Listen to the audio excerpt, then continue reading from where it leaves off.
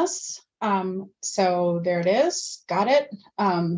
And so we can have this for future reference.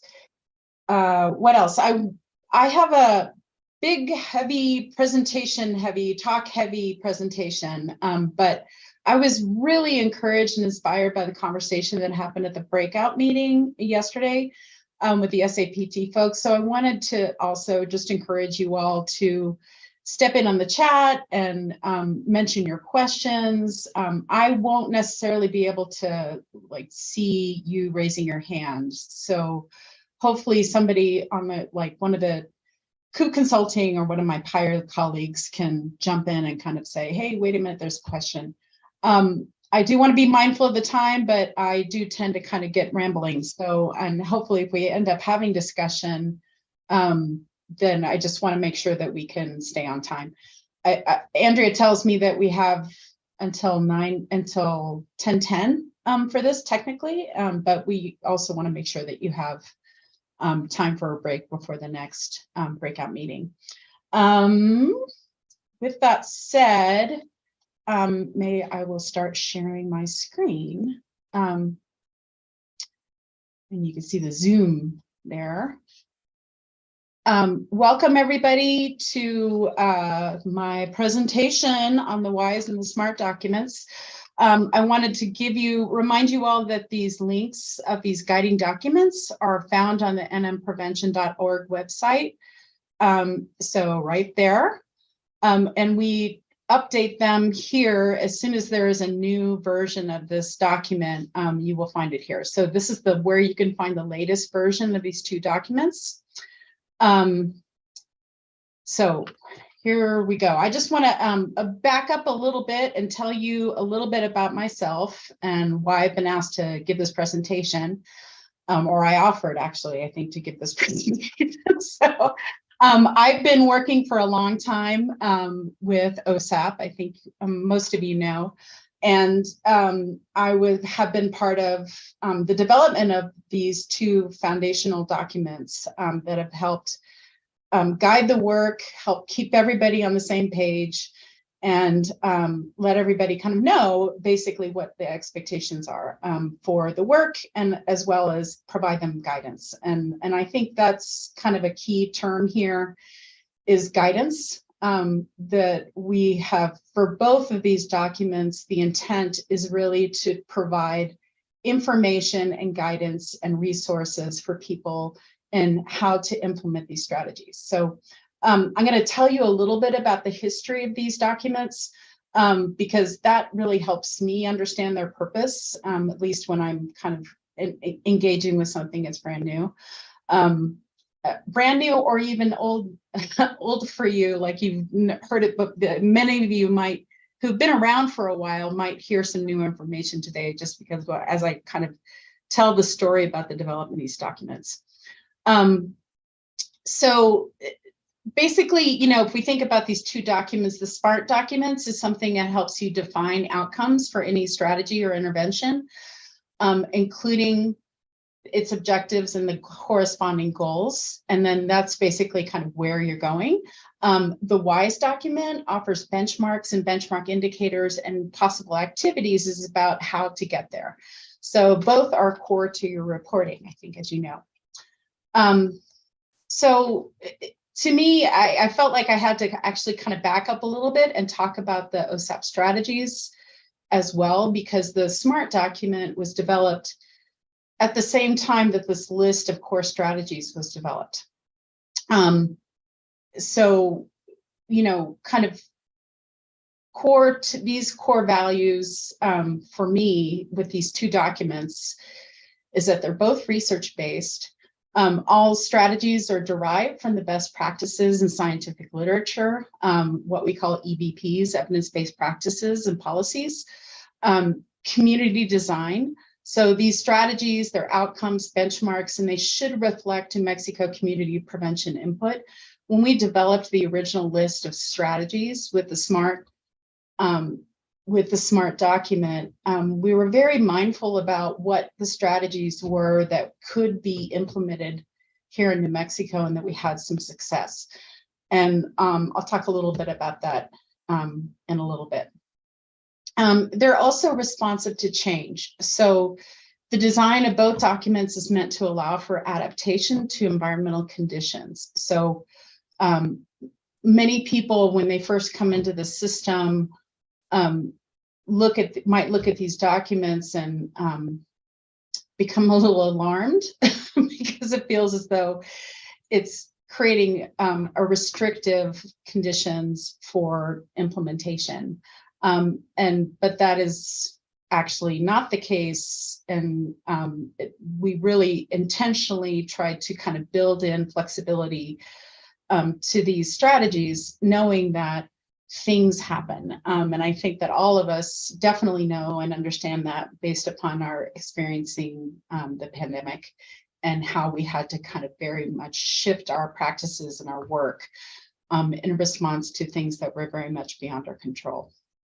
And we also have diverse communities here in New Mexico. So even though we selected specific strategies that we thought and knew could work here in the state, we also know that we have, at times we've had university communities, we've had tribal communities, we have very rural communities, we have urban communities now.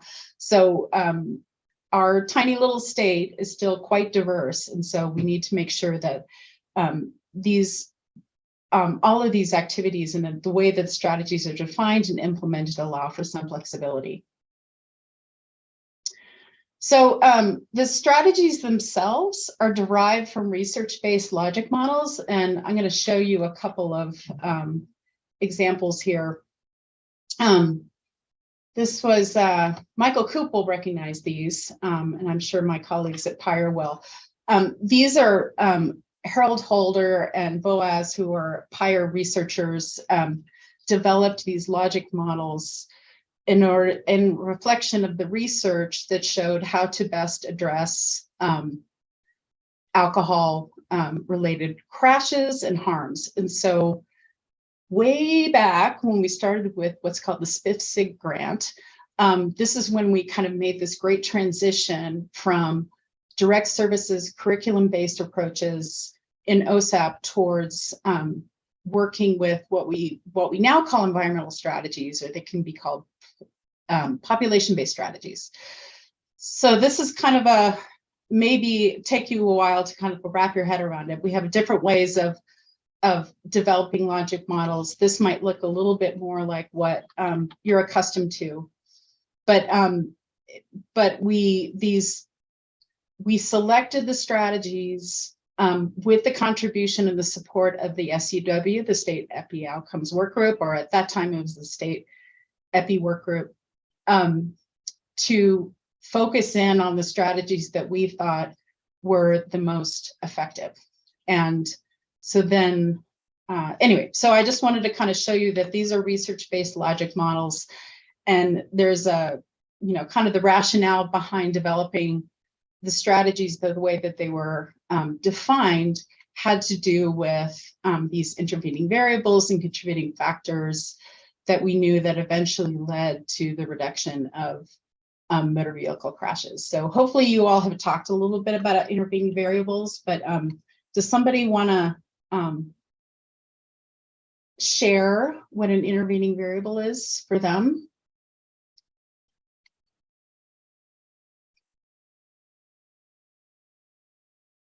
Okay, well, one of the simple ways that I've heard about intervening variables from one of my prevention providers is that, well, starting out with an intervening variable is something that you would, research will tell us is that if we change this particular area, we can predict change in this particular area. So for example, here we know that if we change retail or regulated access to prescription opioids, social access to prescription opioids, and some of the social norms, then we can expect to have some change here in the use of prescription opioids. So one of my preventionists said, as I explained it, this is the research. The contributing factors are what's going on in your particular community that reflect those intervening variables. So You may not have, and so a good example of why you would want to look at these documents in order to form your work is that retail access, for example, may not be an issue in your community, right? If you're thinking about alcohol prevention, maybe you don't even have retail access in your community. Maybe you don't have any alcohol retailers. So you would probably not want to spend a lot of effort in working with this particular kind of intervening variable. But then the contributing factor might be relation to that is that immediately outside of my community, there's a bunch of retailers who are really interested in selling to minors in my community or over service to people in my community, which is something that typically happens in tribal communities. So let me go. I wanted to also show you another logic model, which is this is a huge logic model that Pyre developed in response to the opioid crisis.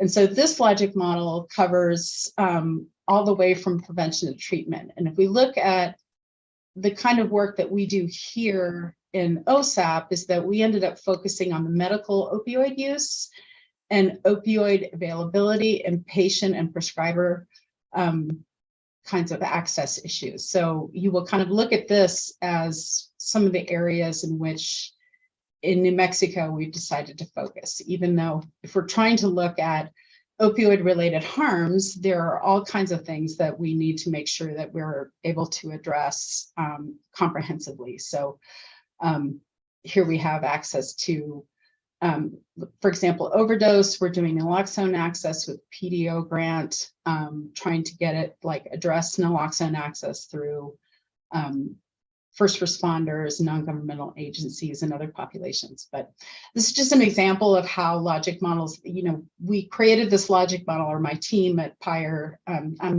was not part of it. The team at Pyre developed this logic model from the research as a way of helping guide people who are interested in addressing opioids, and so they can make smart choices about what the work that they were trying to do.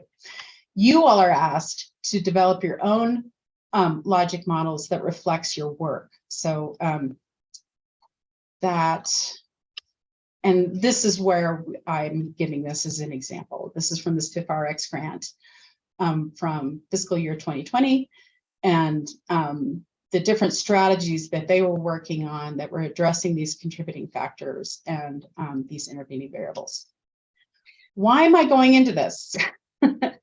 I think it's important for you to understand sort of how we define the strategies that go into these documents. And we had a really great conversation yesterday with the Black Grant folks about the number of strategies. And I'm not going to get really into that today, but I will in the sense of how much I think that from us using the WISE document has really helped us understand how much work entails implementing some of these strategies. So our original definition of these strategies came from mandates from the federal reporting system.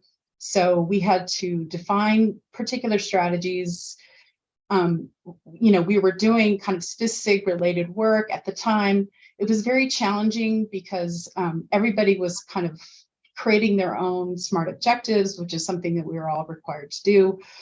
And it was kind of hard to figure out, what the work was happening.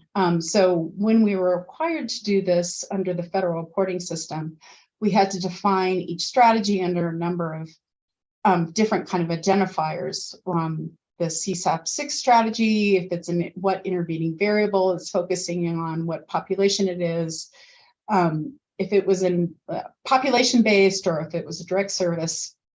And so this kind of helped us hone in on defining specific strategies with this nomenclature, which is the A, for example, is alcohol. The number here corresponds to the intervening variable, and then the small letter corresponds to the order of the strategy in which it was developed. And so when you look at the current WISE and SMART documents, you'll see some skips.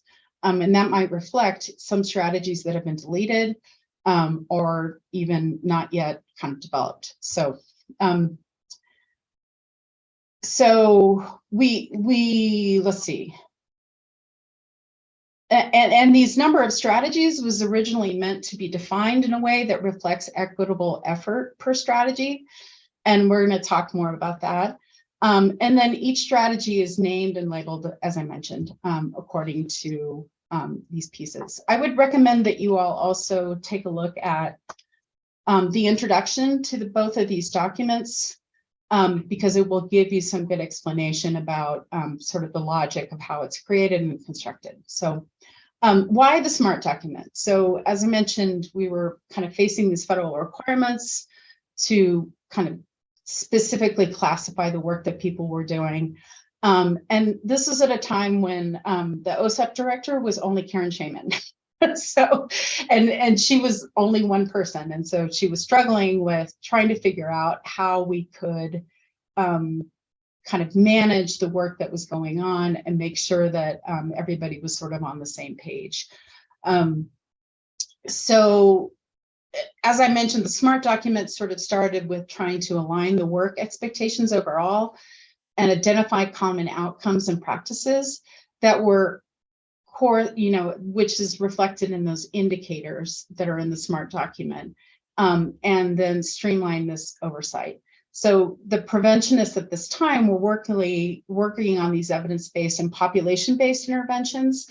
We had really put much more effort into those environmental strategies or population-based strategies than the direct services. And at that time, as I mentioned, everybody was writing their own SMART objective, which was required, but it was still required a great deal of kind of tweaking and management and what does this mean? So we kind of fell upon creating this template that would also help everybody write an objective that was SMART, that was also in alignment with the particular strategy that they had selected. So in this way, all the OSAP stakeholders were supposed to be on the same page. We could all, and while also allowing communities to have flexibility on how to implement. Every community wrote their own strategic plan that was reflected in their SO or scope of work. But they're SMART, and that was also kind of reflected in the SMART objective. So by also knowing what the outcomes were meant to be, for example, increasing the perception of harm of prescription opioid use, increasing the perception of risk, increasing enforcement activities, programs could understand what the expectations, the long-term expectations of the work were. And I'm gonna make sure that, let's see. Liz, while we're kind of in a break in the conversation, I just want to say I appreciate the context so much. And I think the logic model that you showed that Pyre developed really resonated folks as well. That addressing opioid misuse, this is a big issue and helps us to locate where our efforts are, across multiple efforts. Would we be able to have or distribute a copy of this logic model that Pyre developed? Definitely, yes. Great. I think it's also on our website, but okay. You can share this. Let me show you. Let me just kind of go then to the SMART document. And I just want to know. So, a request to share the presentation in the chat, and a request to share that logic model from the chat as well. So both of those we'll be able to send out after this meeting. Thank you, Liz, for the note about it being on the website. And then we can also send the SMART and WISE documents if that's helpful for folks. Yes, I will say that the SMART and WISE documents are still sort of in process. So I would like to give that caveat. I mean, you can access them. I would probably recommend that you access them still on the web, where we have them in the New Mexico Prevention site. I was unable to fully update this. This is one of the challenges of working with these two documents, is it requires a lot of maintenance and review, which I mentioned at the end of the presentation. But the here's where I was mentioning the overview of the SMART document. It gives you definitions of what SMART is. I think that you all have been working with this.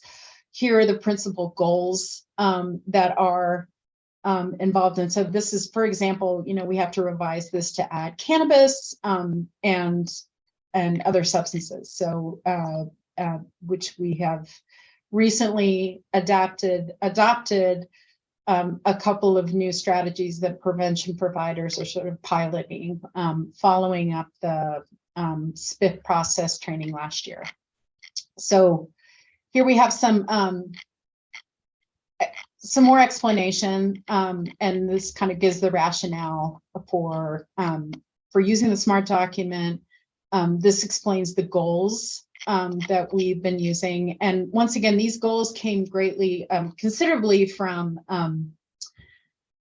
these original discretionary grants that we were working on, which ended up kind of guiding the work that OSAP was doing moving forward. So as Michael clearly knows, we've used often these discretionary grants as a means to kind of pilot new strategies, new approaches, and provide resource to that so that we can figure out if that's something that's going to be promoted throughout the work moving forward. So this has the most recent edits on it, which is why they have these different colors.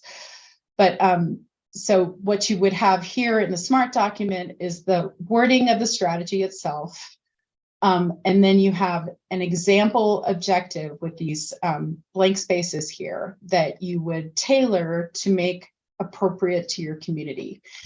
And then when you see these possible outcome indicators, these are the kinds of things that we have considered to be the kinds of things that could be changed underneath this particular strategy.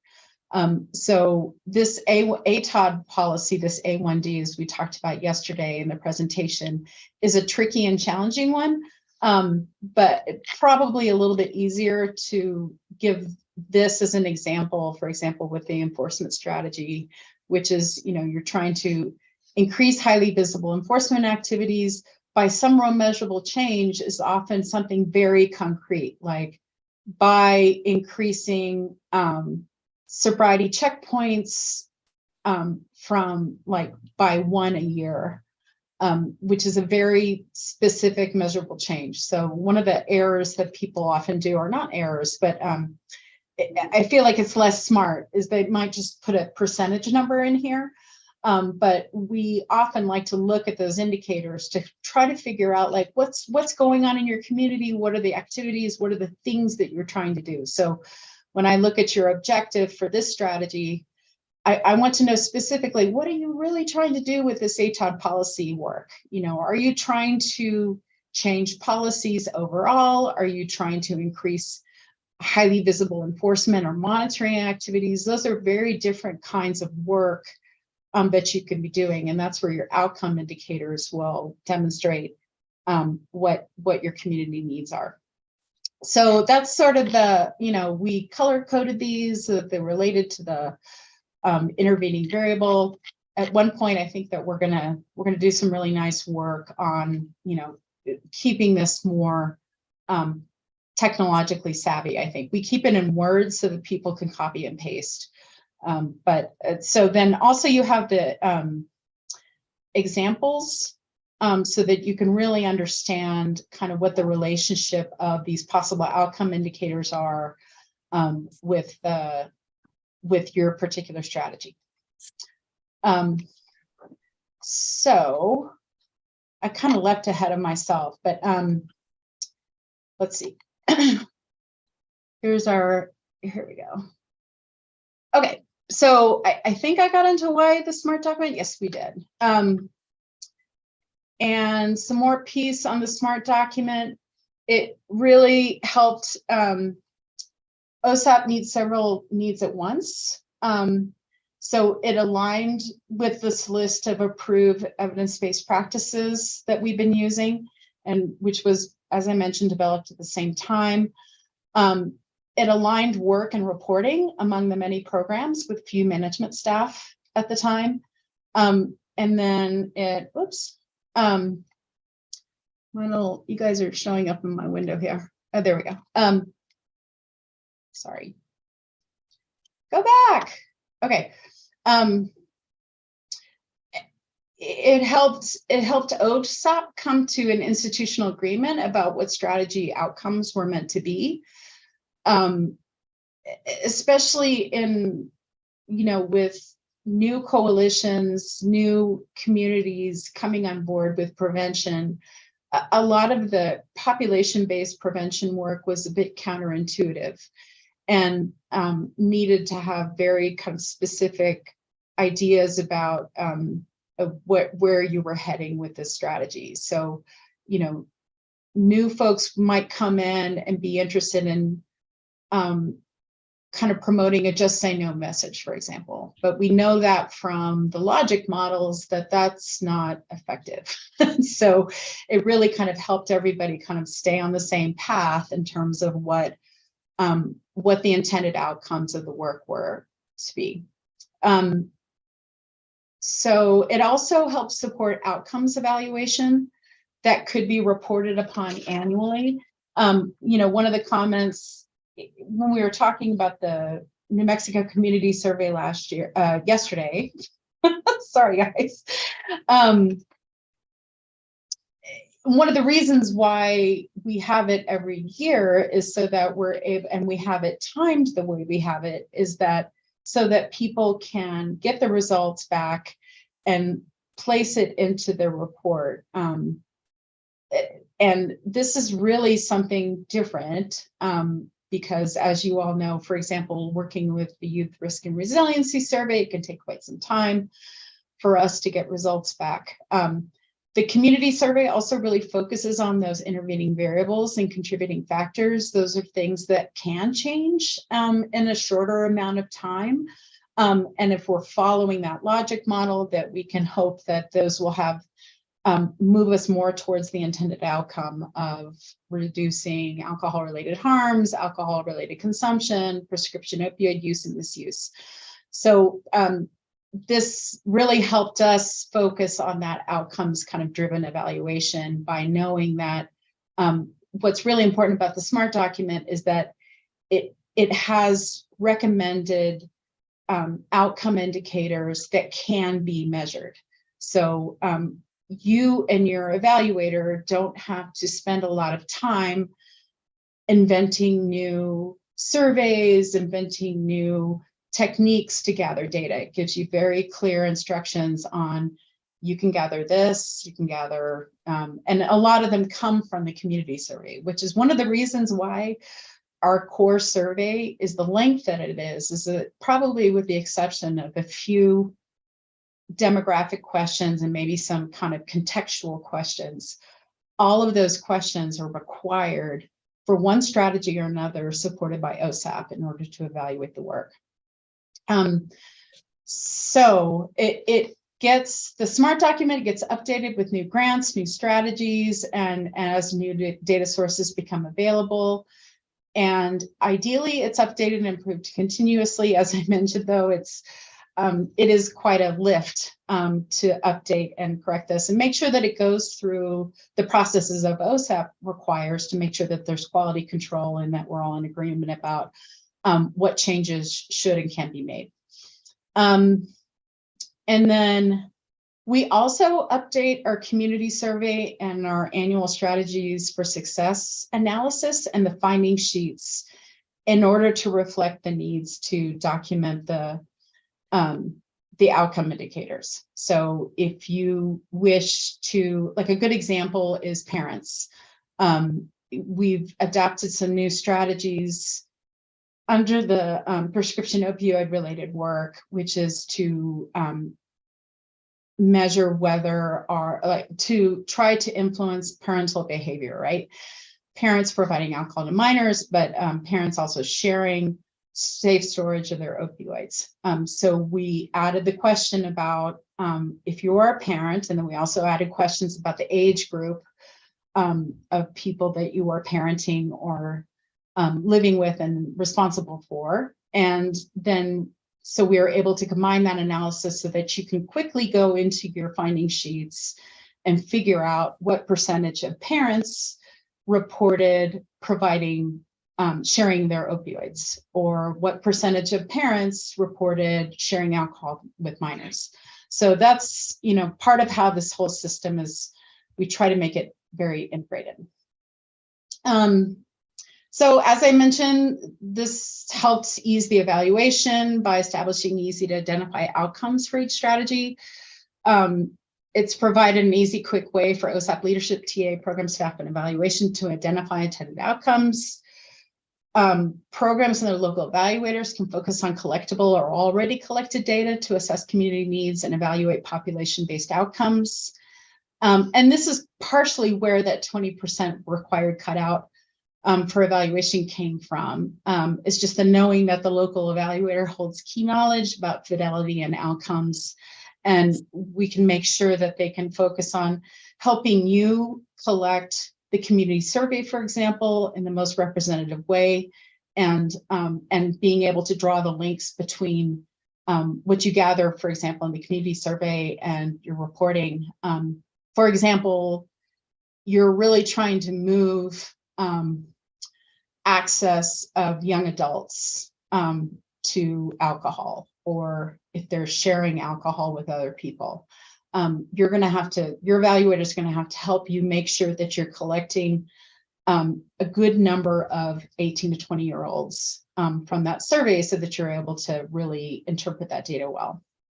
So that is, I think you all have already, the rationale behind the SMART document is that we have this specific, measurable, achievable, realistic, and time-bound. So there's more of that, about that in the SMART document introduction itself, and in another, and I'm sure then that you receive this in your technical assistance trainings as well. But that's why we call it SMART.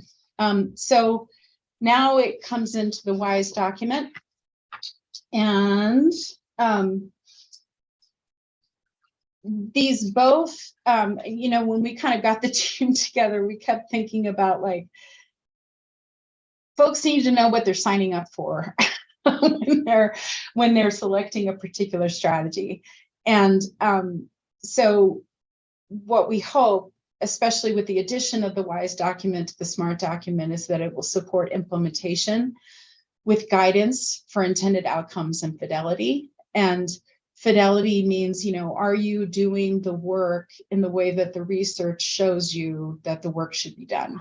And I'll get to this later, but one of our challenges always has been, especially with these environmental strategies, because nobody publishes a curriculum and gives you a fidelity check, was how are we checking for fidelity for implementation of these strategies? The WISE document also supports all aspects of the fifth steps for strong implementation. One of the challenges that we experienced with just using the SMART document was that folks were, as we talked about to some degree yesterday with the SAPT block breakout, was how to support capacity planning, and especially capacity and readiness building. So what's important about the WISE document is that it identifies areas for capacity building, readiness building, planning within a particular strategy. So it could help overall support that work that's going on. So I believe that the WISE document really helped kind of create some more clarity around that, where people might have before been less certain that they could engage in a particular activity because it was not necessarily either in their strategic plan or scope of work, or directly lined up with the particular strategy they're working on. And then once again, the SMART piece, which is identifying outcome measures that are already available to your program. So if we're so smart, why the WISE document? As I mentioned, with the SMART document and an individual scopes of work, and their strategic plans alone. Program managers, evaluation, program staff, TA, we had conflicting ideas about how to implement the strategies, and especially about what was payable. I think that, the program managers would often get questions about, can I do this? Can I do that? And it was kind of sticking up the system and folks were not always particularly clear about what they were able to do. And they would often feel stuck when we would look at these people's reporting, and we would ask them to talk about their outcomes. Did you change social access? Did you change the perception of risk, of consequences? We would often get a lot of reporting on the data and not a lot of reporting on the work. And so, and especially when people were working on particular strategies like that school strategy or the enforcement strategies, if you were unable to get the data, it felt like you couldn't do the work and there was nothing you could do. And we really wanted to make sure that people understood that getting the data, evaluating the strategy, reporting out on the data, while indeed is important, what was really important was that people understood that you could, if you have staffing turnover, if your police chief changes jobs, if you have a new school principal, you're able to go back to the planning phase, to the capacity building phase, to the readiness building phase, and keep the work moving forward in a particular strategy.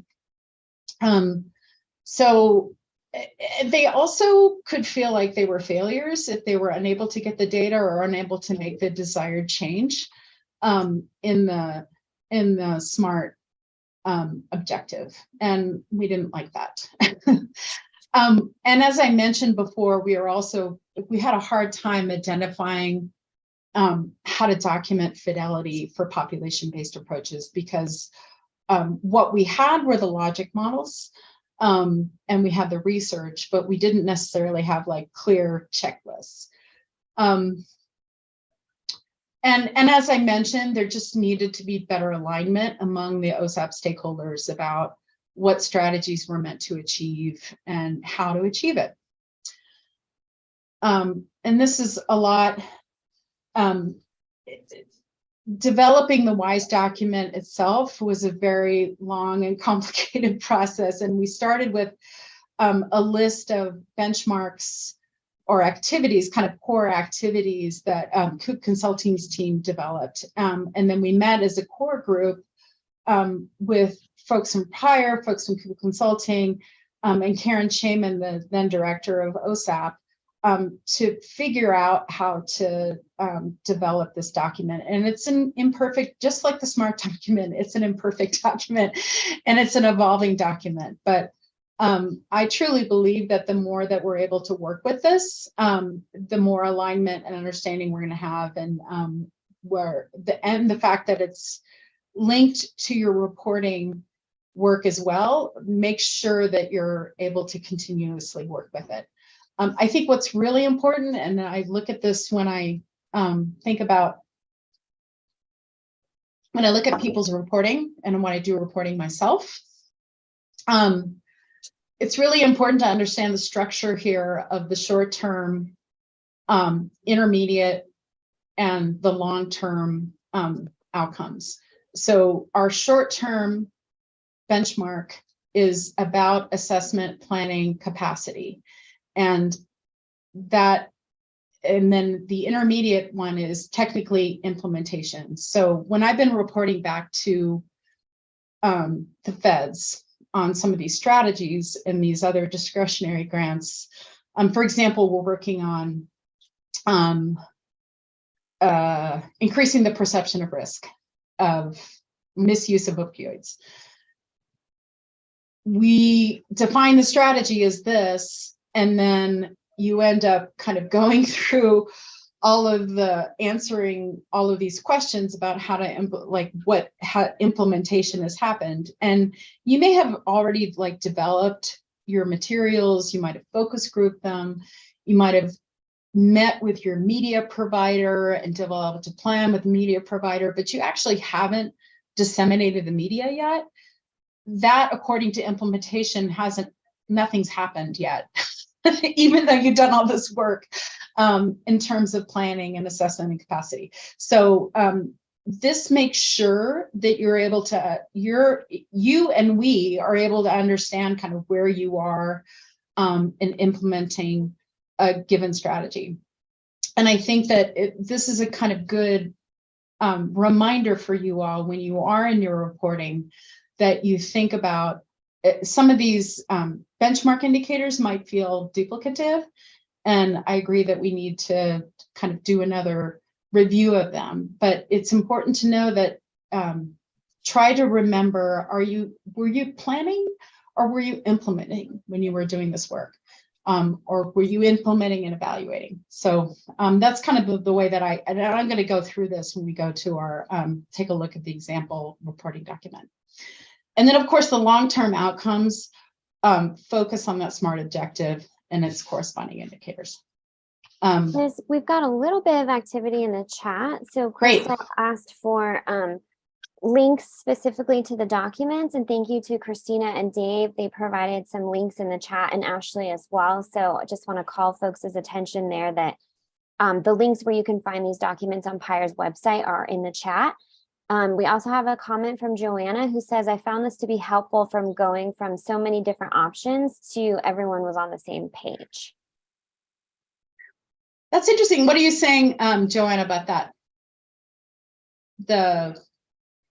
So more about opinion. So like when I started with OSAP, I went in blind. Like my director, she just like left. I had no idea what I was doing. Natalie was my brand new evaluator and I was just so lost. So every time like I would say, okay, well, what do we do? And we would be told, well, do this, this, and this. But you know, figure out how to get there. And so then that was our guidance. So we try to get there and they're like, no, not that. Try something else. And I would get so frustrated thinking, if you already know what you want me to do, just tell me what you want me to do so I can go do it rather than this trial and error thing. So I feel like having this document really helped with like, no, these are really our expectations. Everybody's on the same page. This is how you get there. And I know some of the evaluators were kind of frustrated with this whole document because there wasn't a whole lot of room for creativity, I guess. But I feel like there is. I feel like for people who like checklists, this is so helpful because you feel like you're on the right track. You're not lost in space somewhere, not knowing if this is what everybody wants. Is it not what we want? It kind of lets you know and know that it's okay to go from, you know, the first one to the second one, back to the first one. Like you don't have to keep progressing. You can reevaluate, go back up to capacity building. So I found it very helpful and gave me more clear expectations of what the grant wanted. Well, thanks for that comment, Joanna. And I think I did mention later in the presentation that, you know, one of the drawbacks is the fact that, you know, some of our rockstar evaluators had already developed really great systems for tracking activities, tracking the work, and might have felt like this was more limiting than opening. But I really hope that, especially as we wrote in these activities, these possible activities as they correspond to the benchmark indicators, is that you can also kind of get some more inspiration there for what this benchmark indicator is intended to say. And so I do want to kind of turn everybody back to it's either in your scope of work because you have all these activities written in there. That's why your scopes of work are so long. But I believe that OSAP thought it was important that those activities were written into people's scopes of work so that it was clear that these were possible activities and we could to keep you moving forward. And Joanna, you touched also on something that we reflected a great deal upon, when we first started working with the kind of key activities, is exactly that point, that people will, it's not like you check off the box and then you go to the next one. So, and especially in our environment, you will have to kind of go back and start over again. So just like, I think Michelle was mentioning this as well in the Rocky Mountain Youth Corps presentation yesterday, is that, we have a great relationship with the school system there, but we have a new principal and we've got to kind of do some heavy lifting to make sure that we get their buy-in for the importance of this work. So we do have a raised hand, Liz. Thank you, Tanya, for pointing out that Valerie has a raised hand. I missed it. Valerie? Hi, yeah. One of the struggles that I have, and I love the SMART document, WISE document, always good to refer back. Throughout this process, we all kind of identify that it's an ongoing process. There's always work that can be done. And my struggle that I found within my community, or just in general, is one, identifying if the strategies just are not serving the community. Two, if we just need to do more work, the community, we need to do more work within the community. This strategy or this benchmark isn't being met for some reason, or if these activities or these efforts, these strategies have already been addressed. So there's always work to be done, so I'm in my mind, I know that a lot of the data has to be qualitative and quantitative in that it's very subjective and objective. You talk to your community members, you look at the data. But yeah, that's one of the struggles for me, is really, is this strategy just not serving the community more? Is there something that I can do or my coalition can do to better serve this work that's happening? Or distinguishing, has this strategy and the work that's being done, has it already been addressed? Am I just beating a dead horse?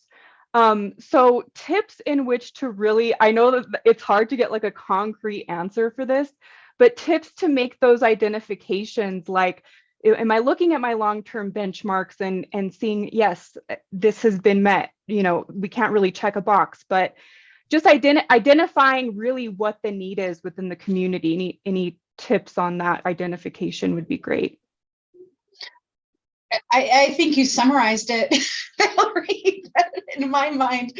And I think that, one of the things that we also talked about with developing the WISE document is that we wanted people to know what they were getting into. And so, one of the things that you might consider doing is like reading through all the strategies in the WISE document and saying, like, maybe this one is a better fit for our community because we just kind of keep hitting a wall.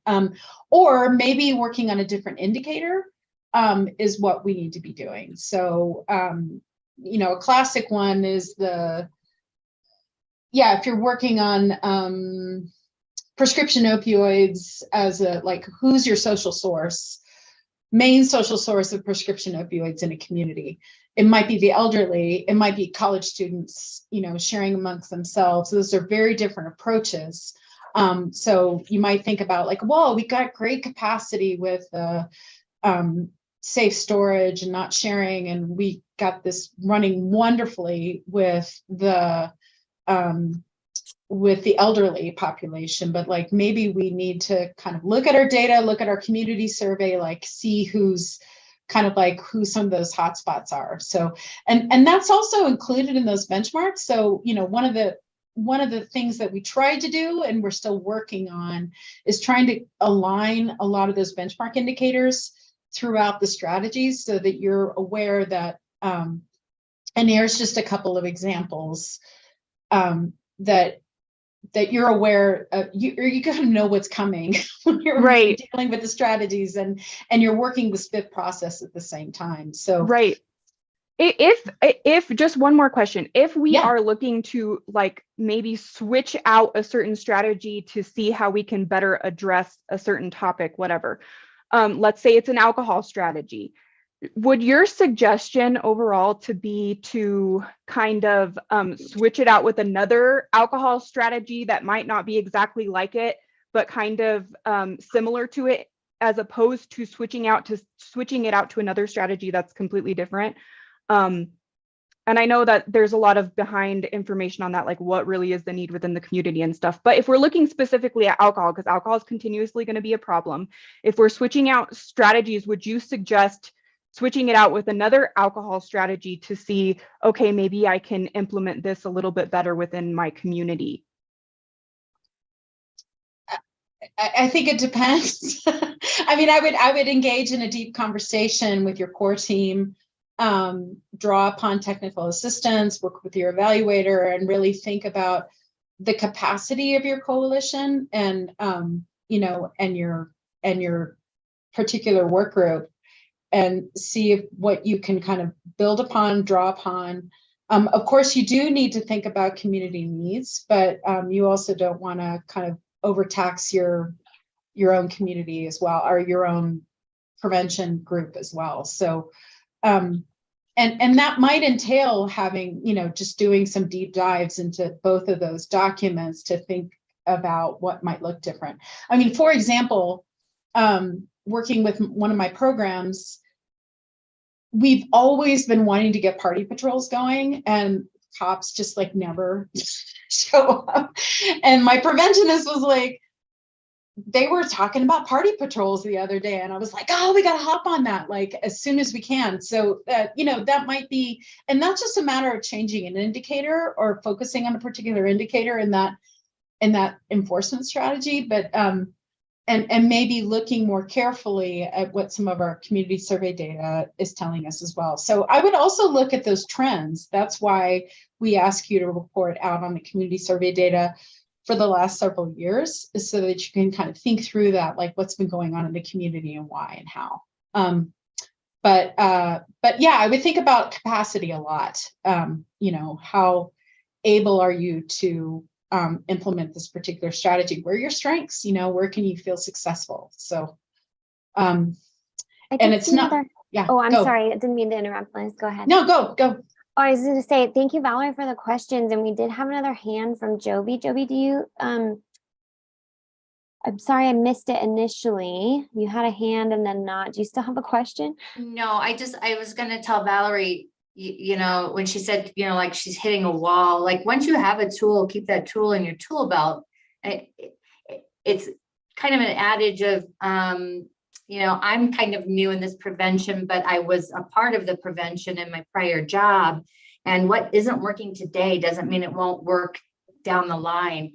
What comes around goes around, and it's kind of a silly comparison, but think about like our wardrobes, and whoever thought that the mullet would come back, right? And it mortifies me that it did, but it did. So what you've used in the past will probably work again in the future in some capacity. So don't forget the tools and the interventions that you're using today may very well work again in the future. They'll still be applicable, maybe to a future generation or in a future situation. And so keep them in your toolbox. You may pull them out, and in a generation or two, who knew that we had made strides in tobacco at one point, and now they're back just in a different capacity with the jewels and things. So don't give up on some of the things that you've used before. They'll be useful again. So keep going. Joby, that's a great point. That's a really great point. Appreciate that. Yep. Thank you, Joby. And I just want to give a quick time check. So we have about 2 minutes. I can't believe it. I know. We will be able to keep the platform open until 10 after. Okay. Do let me, I do want to just explain how this is also linked to your reporting document, as you all know, I think. So your strategy and corresponding benchmarks and benchmark indicators are boilerplate from the WISE document. And your objective indicators, the activities that you plan or report out are tailored to your needs and, you know, responsive to your work. So we designed this document to reduce reporting burden but also to help provide guidance on best practices for any given strategy. And we really appreciate the work and effort that you all have been taking in in completing with this document, especially when it's kind of new for a lot of people. This is an example, and you know, since I didn't have time to ask anybody else, I just drew from Rocky Mountain Youth Corps. Sorry, Michelle. But what we really want you to do is to report honestly as possible. We had a great conversation yesterday about particular strategies and the number of strategies. And I feel that this reporting document has really helped me understand how much work and effort it goes into implementing a particular strategy. So while you're completing this document, hopefully you just keep it the same document and only add and subtract strategies as you're working. But you can look at that in relation to your data. So here we have the perception of legal consequences strategy. We've seen this really kind of continuously declining perception of risk of legal consequences for enforcement. And so this gives us a good way to kind of think about, okay, we did all this work in the strategy, our numbers are going down, what's going on here? You know, for me, that's kind of motivation for like more effort and more work, but other people might say like, we're just really not getting traction with the strategy. And that's where you need to really think about your community capacity. And I do agree with Joby that like, especially these enforcement strategies, school-based strategies, when you really have to rely upon other partners, it's worthwhile to continue the good work. So let me, but I do think that your honest responses to in these reporting documents and these planning documents help us gather the right information to understand like which kinds of strategies take much more work, which kinds of strategies are, you know, useful or not useful. So anyhow, so just to remind you all, you'll have this presentation later, but how the WISE and the SMART document help you in this process. I do believe, in spite of some people's thoughts, that this really does support program creativity and reducing the need for management within the OSAP system. So you don't have to constantly kind of go to your program manager and ask for guidance and advice. Definitely, if you want to change your strategy, you do have to get an official contract change. So I just want to reinforce that, but now is the time to be thinking about what strategies you want to keep, which strategies you need to drop, which strategies, indicators you need to change. So scope of work things are coming up. So drawbacks, this is still needing greater alignment with the OSAP billing system, and we recognize that. And so, but there is some alignment, and there's good alignment around the particular strategies. But the OSAP billing, the STAR system, as our program managers know, and the folks who've been around for quite a while, is, you know, it's a difficult process, and it was something that they did not choose. So to have, so they've been doing valiant efforts to try to adapt the real work to the billing system in a way that is not overly burdensome. As I mentioned, we need to continuously upkeep these documents and also align it with the people need to continuously be trained on it. It can overwhelm, especially new preventionists. I just kind of went through this process myself, and I had to kind of keep reminding people that like, no, you don't have to fill in every cell. No, you don't have to do this. This is meant to be guidance. So, and then as I mentioned before, programs also may have already developed their own tracking systems. So I made it with 3 minutes over, and I'm happy to chat and talk and answer your questions. I'm so grateful for all of your incredible work and your feedback, especially because I think it really helps us when we have these meetings to plan to plan out the benchmark indicators and to plan out the steps and the activities and tweak the strategies. We're always thinking about what you community members, you preventionists are telling us what works, what's difficult, what do you understand, and what needs more inspiration. I just yesterday reminded myself that I had to add a couple of benchmark indicators to our new cannabis strategies based upon the great work that that Torrance County and Eddy County are doing with cannabis retailers. So thank you for adding that information. We do have a couple comments in the chat. First, Michelle says all good for using her reporting template. From Christina, these environmental strategies, although effective, they do take time, months or years. Hang in there. Good, great comment, point there. And from Dave, great answer, Liz. The way I think about it, there's both an art and science to prevention. The smart and wise docs help a lot with the science part, and judgments like the one that was mentioned can be informed a bit by science, but mostly fall into the art category. Art involves a lot more freedom and can also be more scary because it's not as clear what the best choice might be.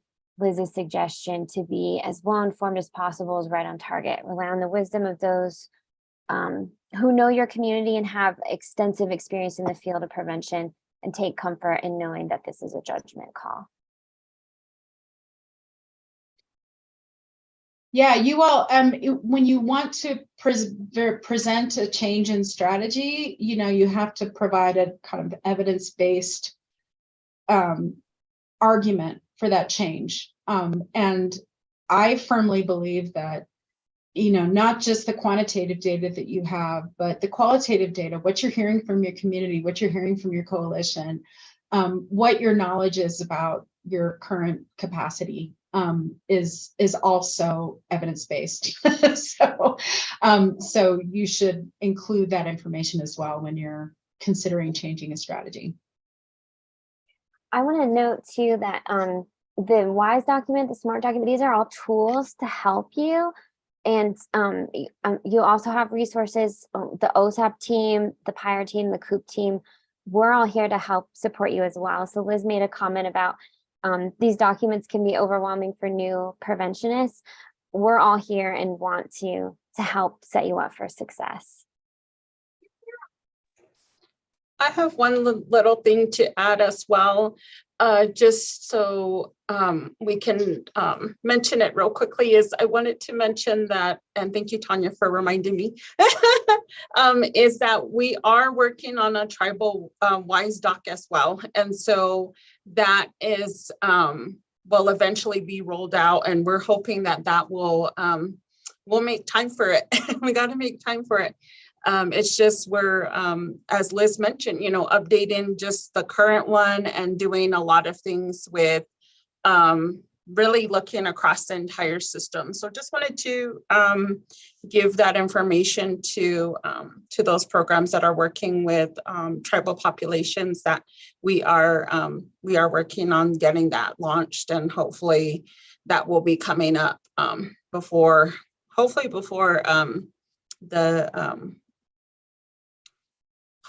the new fiscal year starts, but we gotta fit that in and make time for that. So, but thank you. Yeah, I'm really looking forward to that. We have incredible expertise, and I think that if you are working with tribal communities, you know, it's not as if these documents are irrelevant.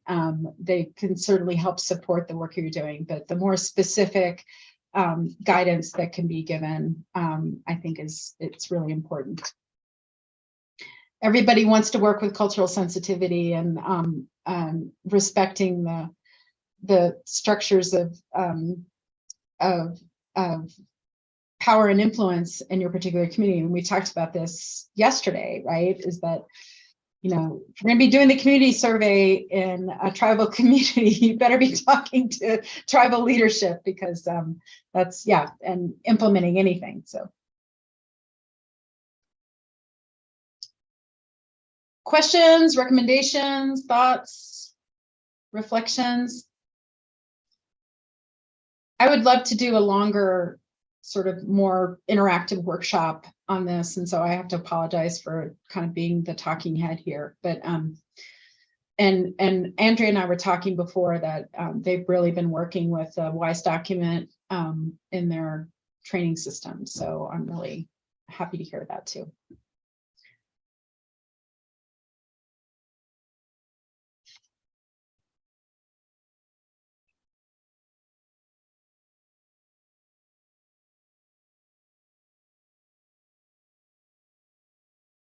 I've shown these documents to other providers who are not in the OSAP system, and they've appreciated it for being able to provide guidance on how to implement some of these environmental strategies. So